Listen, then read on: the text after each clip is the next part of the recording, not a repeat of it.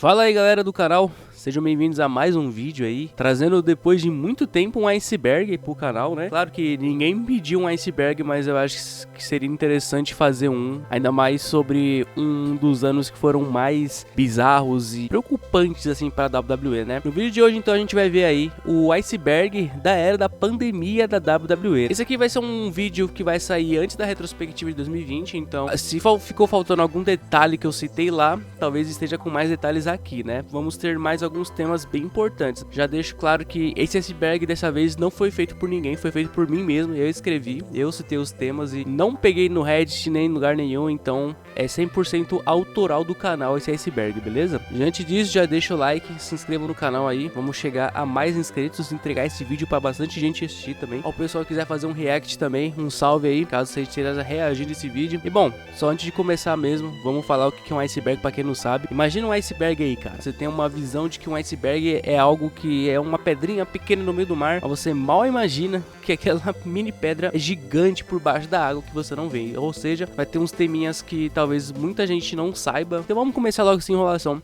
Vamos para a primeira camada aí.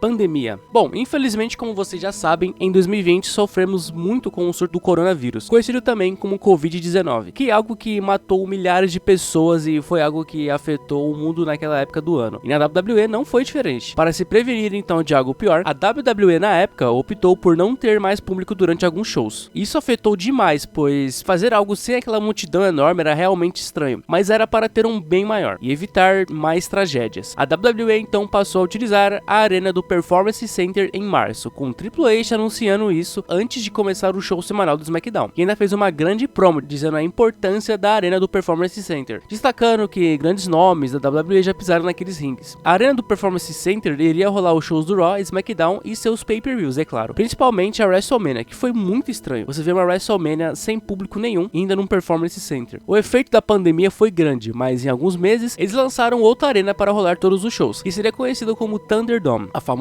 bolha, que ficou ativa em agosto de 2020 até julho de 2021. Tivemos grandes momentos nas duas arenas, mas que também foram tempos tenebrosos. NXT Crowd. Bom, depois de algum tempo em silêncio nas arenas do Performance Center, a WWE teve a brilhante ideia de optar por colocar meio que um público ali no meio das lutas. Em alguns shows foram adicionados algumas barreiras de proteção para evitar quaisquer tipos de contato dos lutadores com o público do NXT, que foi adicionado de torcida. Isso mesmo, a WWE começou a colocar alguns lutadores do NXT para servirem como torcida em alguns shows, o que melhorou um pouco o destaque das lutas, e vivia em silêncio total. Então você poderia ver ali nomes como The Shotzi, Ivy Nile, o grupo do Hit Row e vários outros que estão hoje em dia na WWE, ou nomes que acabaram sendo dispensados pela empresa. E claro, todos ali protegidos usando as famosas máscaras para não se contaminarem. Roman Reigns heel. Bom, como todos sabem, foi durante a pandemia que Roman Reigns acabou fazendo sua heel turn. Em agosto, The Fiend Bray Wyatt e Braun Strowman estavam lutando no SummerSlam, disputando o título universal, onde no fim o demônio venceu. Mas logo em seguida, Roman Reigns retornava do nada atacando Bray e Strowman de uma forma bem bruta. Depois desse período, Roman foi colocado rapidamente num combate triplo entre Bray e Strowman já no Payback, iria rolar já uma semana depois de seu retorno. Na storyline, Vince McMahon queria que os três assinassem seus contratos para a luta, porém, Roman foi o único que não assinou e disse que nem precisava assinar, pois garantiu sua vitória. E logo em seguida vimos ele se aliando com Paul Heyman, alguém que com certeza faria um bom trabalho com Roman. Já no dia da luta, ele não apareceu no início, somente nos minutos finais, onde veio com o Heyman e assinou ali o contrato e foi para a luta, e venceu, se tornando o novo Universal Champion. Roman Reigns depois disso ficou com o título universal por mais de 1000 dias. Virou um dos grandes vilões da empresa inteira, um cara que dominava em tudo, venceu grandes nomes, formou a Bloodline, unificou o seu título com o Mundial da WWE. Roman Reigns fez história, cara, por conta da sua heel turn. Mas será que ela iria acontecer se não fosse a pandemia? Roman no início do ano era um babyface, aqueles babyfaces bem meia boca, tá ligado? Uns gostavam, uns achavam que ele ainda era forçado, e ele tava na rivalidade com King Corbin. Porém, 2 meses que a rivalidade acabou, ele se interessou no desafio aberto de Goldberg, onde eles iriam se enfrentar na WrestleMania. Porém, acabaram mudando os planos, pois ele teve que ficar ausente da WrestleMania e retornou somente no dia da sua return. Será então que a pandemia foi algo bom nesse quesito para mudar os planos iniciais de Roman Reigns? Será que o Roman Reigns venceria o título universal contra Goldberg e continuaria como um babyface? Nunca teremos as respostas, mas de uma coisa sabemos: Roman Reigns Hill foi a melhor coisa que aconteceu na carreira dele e também para a WWE. Money in the Bank. O Money in the Bank, que normalmente acontecia em junho ou julho, aconteceu logo em maio, antes mesmo do Backlash. E por conta da pandemia, a luta das escadas valendo a maleta foi algo inovador e bem irônico, para falar a verdade. As lutas masculinas e femininas acabaram acontecendo simultaneamente, e não seria dentro de um ringue, iria ocorrer simplesmente dentro do prédio da sede da WWE. As participantes femininas tinham Asuka, Shayna Baszler, Nia Jax, Lacey Evans, Carmella e Dana Brooke. Já na masculina, vimos AJ Styles, Rey Mysterio, Aleister Black, King Corbin, Daniel Bryan e Otis. O objetivo dessa vez era subir no teto do prédio e pegar a maleta. E acabou que foi muito engraçada a luta. Foi uma luta cinematográfica, onde tivemos alguns spots bem legais. Igual esse aí, do Rey Mysterio vendo o Brother Love dando uma mijada. Ou então quando todos se encontraram em uma sala cheia de comida, onde o Rey estava se deliciando. E aí rolou a famosa guerra de comida. E Shayna Baszler desmaiou no Rey Mysterio sem motivo nenhum. Sem falar da briga de AJ Styles e Daniel Bryan dentro da sala de Vince McMahon, que foi muito divertido também. Nessa guerra toda, todos conseguem subir no topo do prédio e vão tentar pegar a maleta. E ainda Corbin joga Rey Mysterio e Aleister Black lá de cima do prédio, num momento histórico. Asuka e Otis saem como vitoriosos da luta e viravam então o Mr. Money in the Bank e Miss Money in the Bank. Mas pela primeira vez, nenhum dos dois fizeram casting, já que no dia seguinte, Becky Lynch deu o título de graça para Asuka por estar grávida. E Otis nem chegou a fazer nenhum casting, já que ele acabou perdendo a maleta para The Miz meses depois. Mas esse sim fez o casting. A luta então no Money in the Bank ficou marcada por uma série de momentos cômicos, de diversão e tudo mais. Se fosse uma luta com o público da arena, será que os resultados seriam os mesmos ainda? Montez Ford. Como todos sabem, os Street Profits foram e ainda são uma das melhores duplas da WWE, com bastante carisma e estilo muito bom de luta. Formados por Angelo Dawkins e Montez Ford, a dupla subiu em 2019 do NXT para o Raw. E desde que subiram, foram um pouco do alívio cômico do programa, protagonizando momentos até com Paul Heyman. Mas nesse tema aqui vamos citar Montez Ford, que sem dúvidas é um dos que mais sempre se destaca na dupla, tendo sido cotado para ser um futuro campeão mundial solo algum dia. Montez Ford realizava momentos inacreditáveis. No dia 16 de março, que ficou conhecido como o dia do 316 do Stone Cold, que também foi o primeiro Raw em público, Stone Cold veio celebrar, mas como não tinha ninguém, ele celebrou com Baron Sexton e até Becky Lynch. Porém, depois que o Raw saiu do ar, os Street Profits chegaram do nada. Eles que eram campeões de dupla do Raw no caso, e Montez Ford com seu copinho deu um para Steve Austin. E esse momento é tão engraçado que não dá pra tancar, mano. Montez Ford começa a gemer e rir ao mesmo tempo, enquanto Stone Cold fica com essa boca aberta aí, e ele acerta um Stunner. E Montez Ford vende o golpe no melhor estilo possível, e ainda bateu a cabeça com tudo próximo à maletinha de bebidas. Não satisfeito, ele tenta beber mais uma vez com Steve Austin, mas dessa vez com medo inseguro, mas novamente toma outro Stunner, assim não levanta mais. Outro momento que é bastante memorável do Montez Ford é o Raw antes da WrestleMania, onde tá tendo uma luta dos Street Profits e Kevin Owens enfrentando Angel Garza, Austin Theory e Seth Rollins. Em um momento da luta, Montez Ford ficou tão empolgado que gritou WrestleMania bem alto e foi dar um dive pra fora do ringue e simplesmente caiu de costas no chão, acertando ninguém ali. Que momento histórico, cara.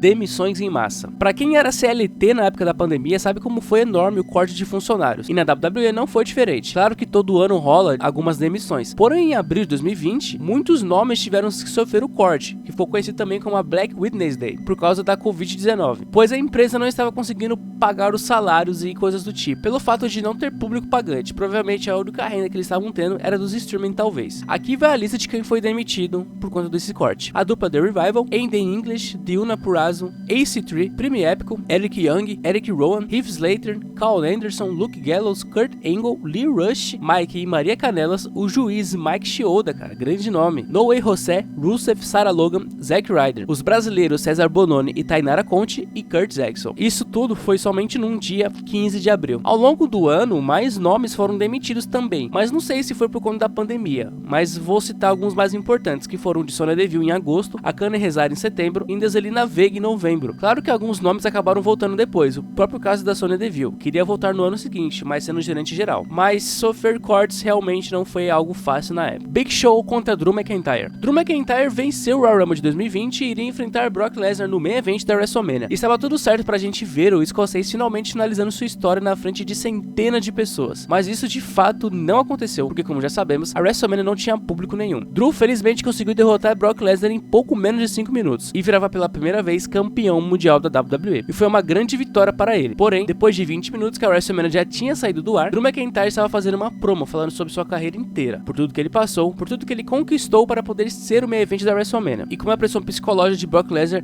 ajudou ele a ficar mais forte. Mas aí simplesmente do nada, Big Show apareceu, fazendo um mini retorno. Ele acabou confrontando Drew McIntyre. Big Show então disse que não queria lutar com ele, nem depois. Mas também, por que não lutar? Já que ambos estavam com roupas de luta. Drew então disse que ele não iria lutar porque ele tinha acabado de vencer um título, e nada poderia deixar Drew bravo. Então simplesmente Big Show deu um tapão no rosto de Drew McIntyre, e aí sim, rolou uma luta dos dois. Essa luta foi considerada uma Dark Match da WrestleMania, até porque ela aconteceu depois que a WrestleMania já tinha saído do ar. Porém, esse segmento todo acabou rolando no Raw seguinte, na hora do main event, e Drew defendeu de fato o título contra Big Show, poucos minutos depois de ter vencido. E Drew, com o Claymore, conseguiu vencer em menos de 7 minutos. Drew se manteve como campeão até outubro, mas no mês seguinte já recuperou de novo. É possível que muita gente não lembre dessa Dark Match e ache que foi um combate pelo título no próprio Raw, mas tinha sido na WrestleMania. E tem até um comentário sobre essa luta que eu acho muito engraçado, que o cara ali diz que Drew zerou a campanha do jogo e desbloqueou uma luta secreta contra um chefe. Jeff Hardy atropelando Elias. No dia 29 de maio, o SmackDown começou de uma forma totalmente diferente, quando Elias foi encontrado desacordado no estacionamento, aparentemente atropelado por um carro. A polícia apareceu na cena e encontrou uma garrafa de bebida alcoólica e documentos de um carro alugado em nome de Jeff Hardy. Pouco tempo depois, Jeff Hardy foi mostrado desorientado perto do local e acabou sendo preso, sob a suspeita de dirigir sob influência de álcool e de ter atropelado Elias. Isso imediatamente gerou controvérsias, porque na vida real, Jeff Hardy tinha um histórico de problemas com abuso de substâncias, e muitos fãs consideram de mau gosto usar isso em uma storyline. Ainda no mesmo episódio, foi revelado que Jeff Hardy havia sido liberado após fazer o teste de sobriedade. Indicava que ele foi incriminado. Mais tarde, ele apareceu no ringue e atacou Sheamus, levantando a suspeita de que o próprio Sheamus poderia ter armado toda aquela situação para prejudicar Jeff Hardy. Isso iniciou uma rivalidade entre os dois, com Jeff Hardy tentando provar sua inocência, onde durante um teste de urina, Jeff provou ser inocente e jogou todo aquele xixi na cara de Sheamus. Depois de alguns meses, Elias, que estava afastado da televisão por uma lesão leal no peitoral, voltou no Raw em outubro de 2020. Ele atacou Jeff Hardy com uma guitarra e disse que acreditava que Hardy tinha sido responsável por seu atropelamento. Isso reacendeu a rivalidade, agora entre Elias e Jeff Hardy. Nos bastidores, a história não agradou todo mundo. Matt Hardy, o irmão de Jeff Hardy, chegou a criticar publicamente a WWE por explorar o passado real de Jeff Hardy com o alcoolismo, dizendo que aquilo era desnecessário e sensível demais para virar entretenimento. A storyline acabou sendo encerrada sem grandes consequências, e deu a entender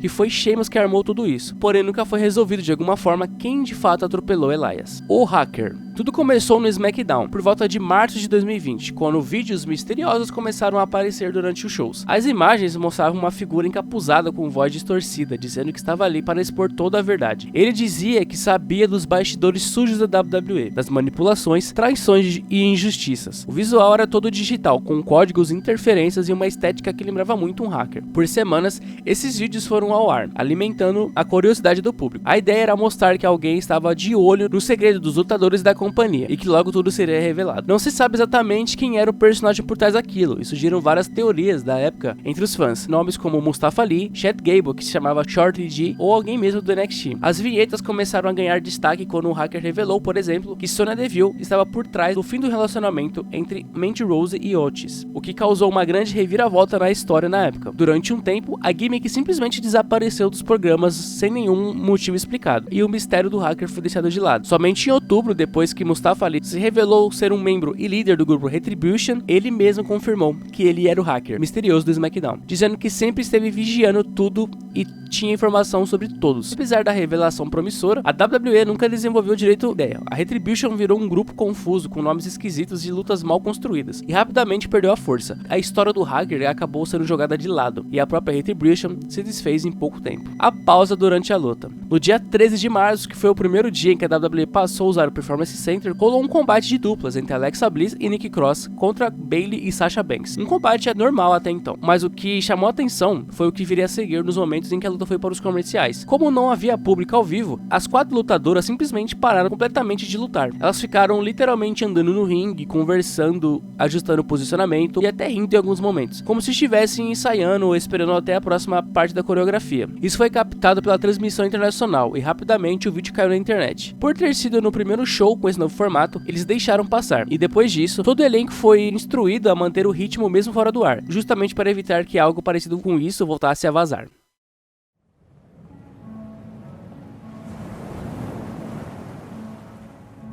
Raw Underground. Em agosto, Shane McMahon retornou à WWE para fazer um grande anúncio. Ele nos trouxe uma nova ideia que foi chamada de Raw Underground. A proposta era oferecer um estilo de luta diferente, porém brutal, mais caótico e com uma estética parecida com lutas de rua. Era um segmento separado do resto do programa, gravado em um ambiente escuro, com um público formado por outros lutadores ao redor do ringue, que não tinha cordas, inclusive, e com Shane McMahon apresentando. A ideia era vender o Raw Underground como algo mais realista e intenso. As lutas não seguiam regras normais de wrestling e não tinha hábitos padronizados e geralmente terminavam por nocaute ou interrupção. A WWE chegou a usar alguns talentos poucos aproveitados no elenco principal ali, como o Daba Kato, que depois virou o Commander Aziz, o brasileiro Arturo Ruas, que já vamos citar ele mais tarde, Eric do Viking Raiders, e também estreou o gigante Omos como segurança da porta do lugar. Foi uma tentativa clara de dar um ar mais violento aos shows e experimentar algo novo, no momento que o público já estava quase se afastando dos programas. Só que o Raw Underground nunca teve direção clara. Com todo o tempo, o interesse caiu,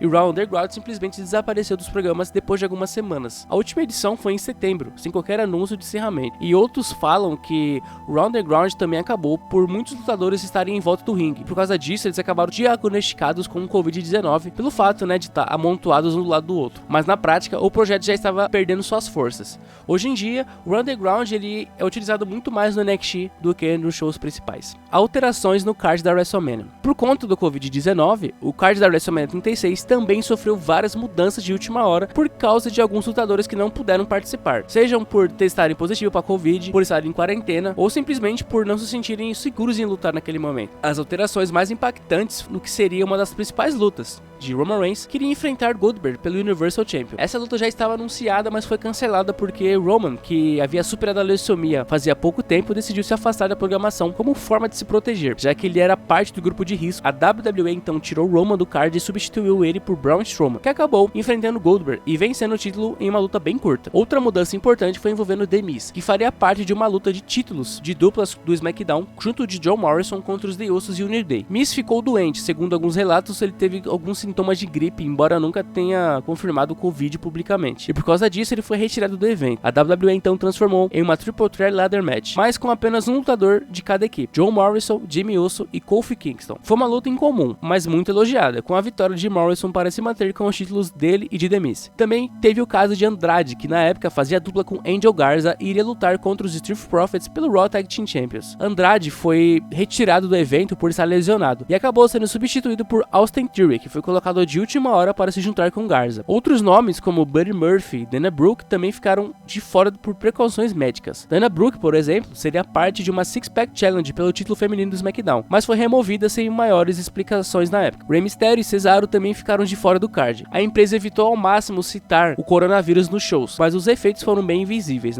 No fim das contas, a WrestleMania 36 acabou sendo uma edição bem diferente, sem público, mas com lutas cinematográficas, como a The Boneyard Match e a Florify Funhouse Match, que vou citar mais pra frente nesse iceberg também. Karaoke Showdown. No dia 10 de julho, aconteceu um daqueles segmentos bem fora do comum. Foi o Karaoke Showdown. O segmento foi apresentado por Jey Uso e contou com a participação de Lacey Evans, Dana Brooke, Tamina e Naomi. Cada participante teve 45 segundos para cantar uma música tema de lutador da WWE. Lacey Evans cantou a música tema de Jeff Jarrett. Dana Brooke cantou a música de Honky Tonk Man. Tamina tentou cantar a música do Triple H, mas Jey Uso fez o favor de interromper a apresentação dela por ser horrível demais. E por fim, Naomi cantou a tema de Dustin Rhodes e recebeu a maior aclamação do público presente, sendo declarada a vencedora. Após o anúncio, Lacey Evans atacou Naomi por trás, demonstrando insatisfação com o resultado. Isso levou a uma luta entre as duas, que terminou sem vencedor após as interferências de Dana Brooke e Tamina, resultando em uma briga generalizada. Esse segmento foi considerado um dos piores daquela época. Apesar das críticas, o segmento marcou o retorno de Lacey Evans ao papel de vilã, após um período como a personagem heroína. No entanto,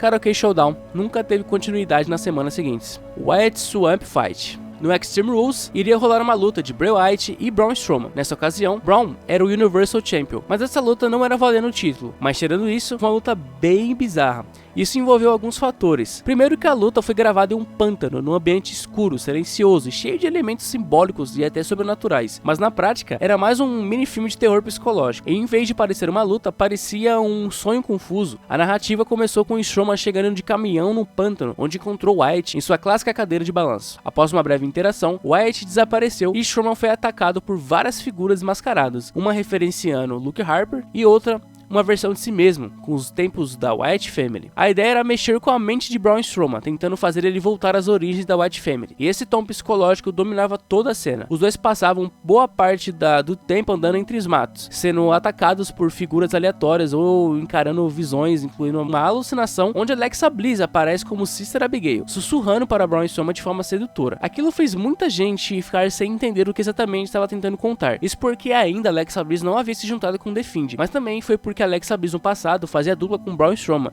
no torneio misto de duplas. A luta terminou quando Wyatt puxou o Braun Strowman para dentro da água e do nada o The Fiend apareceu, com a água do pântano toda vermelha. A recepção crítica foi amplamente negativa. Muitos fãs e analistas consideram a luta bem confusa e exagerada. A bizarrice dessa luta é justamente pelo fato de que ela ignora qualquer tipo de senso de lógica do wrestling e com um final que nem mesmo tem vencedor declarado. E até hoje é lembrada com aquele pensamento de, mano, isso aí aconteceu mesmo ou é coisa da minha cabeça? O olho de Aleister Black. Em julho, Rollins e Buddy Murphy estavam na rivalidade com o Rey Mysterio e seu filho Dominic. Anteriormente, Rollins acabou lesionando o olho de Rey Mysterio, mas isso eu vou falar mais tarde. Acontece que durante um episódio do Raw, Aleister Black tentou ajudar Dominic contra Seth Rollins e Buddy Murphy. No entanto, Murphy, sob as ordens de Rollins, atacou brutalmente Aleister Black, pressionando seu olho contra os degraus de aço do ringue, em uma cena que referenciou o que Rollins havia feito com o Rey Mysterio alguns dias atrás. Após esse ataque, Black ficou ausente dos programas por algumas semanas, e quando retornou, passou a usar uma bandagem sobre o olho e posteriormente uma lente de contato branca em seu olho para simular que ele havia sofrido uma lesão definitiva em seu olho. Aleister Black levou essa lesão tão a sério que, até quando ele foi demitido da WWE e estreou na AEW, ele ainda usava lente em seu olho, demonstrando a fidelidade dele com o wrestling e mantendo aquele storyline para sempre. Depois de alguns anos na AEW, Aleister Black retornou recentemente para a WWE em 2025, e lá estava ele, com o seu olho branco e o outro intacto. E aí, Aleister Black é fiel mesmo ou não?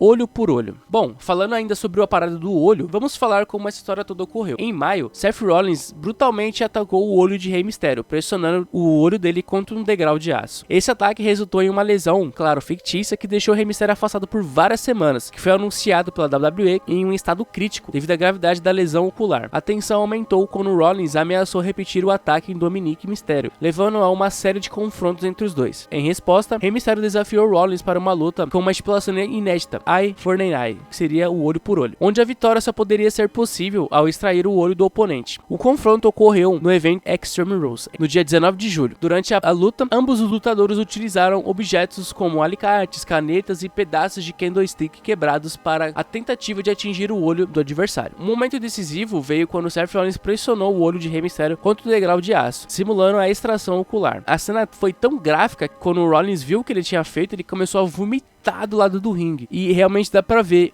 a cena do olho saltado pra fora. Mano, foi muito bizarro isso daí. A recepção do público e da crítica foi mista. Enquanto alguns elogiaram, outros consideraram a estipulação exagerada e fora do tom, mesmo para os padrões da WWE. Depois disso, nunca mais tivemos um combate de olho por olho. Ainda bem. Finais alternativos da WrestleMania. Voltando a falar ainda sobre o WrestleMania, aqui vai algo que talvez pouca gente saiba, mas durante a preparação para a WrestleMania, ainda sobre o efeito do Covid-19, o evento todo teve que ser pré-gravado, e isso abriu margem para a WWE testar uma coisa que nunca seria possível num show ao vivo, que seria gravar desfechos diferentes para as mesmas lutas. A razão principal era proteger os resultados finais de vazamentos, já que tudo foi feito com bastante antecedência. Para vocês terem uma noção, a WrestleMania foi transmitida nos dias 4 e 5 de abril, mas já estava gravada desde o dia 20 de março. E aproveitando isso, com o evento inteiro sendo editado em pós-produção, a empresa pôde decidir qual versão iria exibir em cima da hora. No caso de lutas mais tradicionais, como a de Brock Lesnar e Drew McIntyre ou Edge, Randy Orton, Orton, o que se sabe é que foram feitas tomadas múltiplas. A WWE não confirmou quais lutas tiveram os finais alternativos, oficialmente.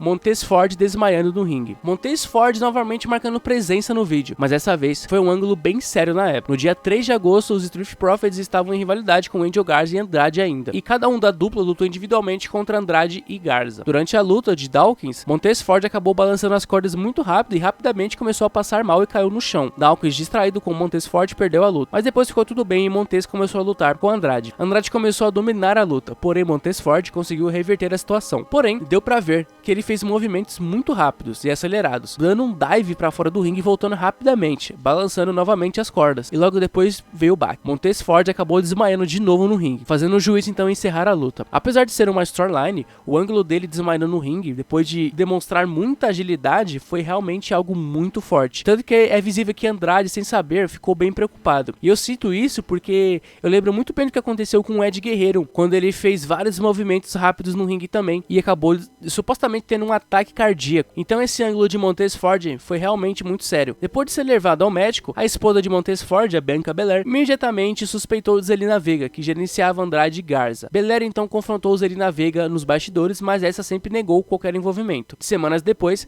em 17 de agosto, durante o Raw, foi revelado um vídeo de segurança mostrando que Zelina Vega realmente colocou veneno no copo de Montez Ford antes de sua luta. Em um comentário, eu vi um cara falando que na época, vendo isso aí ao vivo, ele realmente achou que Montez Ford havia tido um ataque cardíaco. Arturo Ruas. Arturo Ruas foi o primeiro brasileiro que pisou de fato na WWE sem ser na NXT, claro. Tivemos 3, né? O César Bononi, Tainara Conte e Adrian Jaoud, que é o Arturo Ruas. Arturo Ruas então teve sua primeira participação fora do NXT durante os segmentos do Raw Underground, onde o próprio Shane McMahon destacou as habilidades de Arturo com lutas de capoeira, entre outras modalidades que a gente tem aqui no Brasil. Arturo então teve um grande desempenho no Raw Underground, visto como uma ameaça mesmo, fazendo quase ninguém querer lutar com ele. Ele realmente tinha planos ali. Arturo Ruas ainda chegou a lutar no main event enfrentando Humberto Carrillo, mas sem grande destaque, até porque ninguém assiste main event desde 2015, pra falar a verdade. Ainda em outubro, Arturo foi draftado de vez para o Raw, marcando de fato que teríamos mesmo um brasileiro aparecendo no show da WWE, mas infelizmente esse foi o máximo que nós brasileiros conseguimos chegar no draft, pois depois disso, Arturo não apareceu mais em nenhum show. Aparentemente ele acabou sofrendo uma lesão no fim do ano e infelizmente acabou sendo demitido da WWE no ano seguinte. Flair Fight Fun House Match. Falando agora pela última vez sobre a WrestleMania 36, temos que citar a incrível luta de John Cena e Bray Wyatt. Foi muito mais do que uma simples luta, né? Ela foi uma desconstrução psicológica da carreira e da imagem pública de John Cena, conduzida por Bray Wyatt. Logo no início, Cena entra na Flair Fight Fun House, mas de vez de encontrar um ringue, ele é transportado para diversas fases de sua vida e carreira. A primeira parada leva de volta para sua estreia em 2002, quando confrontou Kurt Angle com a famosa frase Ruthless Aggression. Mas aqui, Wyatt repete a cena e manipula o ambiente, mostrando como aquele momento que deveria ser o nascimento de um astro, revelou na verdade um jovem inseguro, tentando desesperadamente se encaixar. Cena ataca então várias vezes e erra. Depois, eles mergulham no universo que simula os programas de luta livre dos anos 80, com John Cena vestindo roupas típicas da época e atuando como um herói musculoso e caricato, ficando claro aqui que Wyatt criticou o jeito que a WWE promovia na época, e como John Cena sempre foi encaixado nesses moldes. Na sequência, ele ressurge como Doctor of Thuganomics, seu personagem rapper da Ruthless Aggression. Wyatt ironiza o personagem, apontando como Cena usava piadas ofensivas e rimas debochadas como forma de camuflar sua insegurança. John Cena aparece novamente em seu visual habitual, tentando destruir Wyatt com uma cadeira, mas desta vez ele falha. A luta então toma um rumo bem bizarro, quando John Cena é mostrado como se tivesse se tornado um membro da NWO, o grupo heel clássico da WCW. Essa cena representa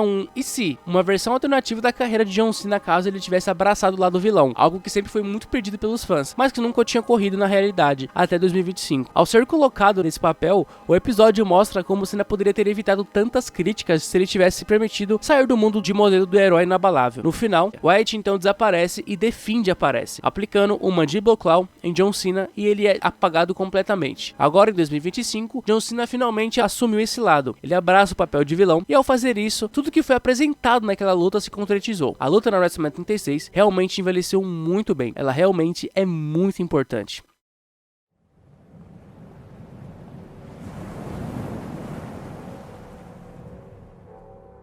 Incidentes na Thunderdome. Em agosto, como já citado, a WWE saiu de vez do Performance Center e começou a usar a Arena Thunderdome, que depois dessa vez teria público, mas era virtual, fazendo qualquer um ter uma webcam em casa para acompanhar, como se estivesse dentro da arena. Mas claro que algumas coisas ruins iriam rolar. Em várias ocasiões, indivíduos aproveitaram a plataforma para exibir imagens ofensivas e perturbadoras. Durante uma transmissão do Monday Night Raw, por exemplo, um fã exibiu uma imagem de Chris Benoit, e claro que todos sabem quem foi Chris Benoit. Em outro caso, imagens associadas ao grupo KKK foram exibidas. Houve também relatos de vídeos simulando execuções sendo transmitidos por alguns participantes. Então você já viu que os caras realmente passaram dos limites na época, podendo até passar pior ainda na telinha. Além disso, durante o evento do SummerSlam, um fã exibiu um cartaz com a mensagem Fire Velveteen Dream, em referência às acusações enfrentadas pelo lutador na época. Esse participante foi banido da Thunderdome. Em resposta a esses incidentes, a WWE implementou medidas mais rigorosas para monitorar o conteúdo exibido pelos fãs. Possessão de Mia Yim. Durante o episódio do Raw, dia 26 de outubro, Mia Yim, ou Mitch, que era conhecida como Recogni, era membro do Retribution, e ela protagonizou um dos momentos que gerou controvérsia. Durante uma luta de eliminações entre o Retribution e o Hard Business, a Recogni entrou no ringue e começou a agir de forma esquisita. Se contorceu toda, gritando "tire isso de mim", e se debateu muito no chão. Essa ação distraiu o MVP, permitindo que Slapjack o eliminasse da luta. Inicialmente,